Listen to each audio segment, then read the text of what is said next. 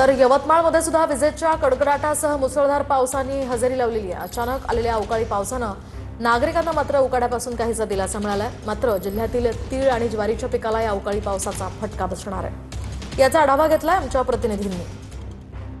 आपण पाहू शकतो की कशा पद्धतीने दुपारच्या सत्रात मोठ्या प्रमाणात अवकाळी पावसाने जे आहे ते या ठिकाणी हजेरी लावलेली आहे। गेल्या 8 ते 10 दिवसापासून जर पाहिलं तर साधारणतः यवतमाळकर हे उकाड्यांना जे आहे ते हैराण झाले होते। तापमान जे आहे ते 40 अंश सेल्सिअसच्या पुढे होतं। तर साधारणतः 2 दिवस जर पाहिलं तर तापमान जे आहे ते 46 अंशापर्यंत पोहोचलं होतं। त्यामध्ये हवामान विभागाने दिलेल्या अंदाजानुसार यवतमाळ जिल्ह्याला ऑरेंज अलर्ट जो आहे तो जारी केला होता आणि त्यानुसार गेल्या 3 दिवसापासून ढगाळी वातावरण होतं आणि आज अखेर पावसाने जे आहे ते अवकाळी पावसानं हजेरी जी आहे ते या ठिकाणी लावलेली आहे। या अवकाळी पावसामुळे यवतमाळ जिल्ह्यातील उन्हाळी तीळ पिकाला जो आहे तो तीळ आणि ज्वारी पिकाला जो आहे तो धोका जो आहे तो मोठ्या प्रमाणात संभवतो आहे।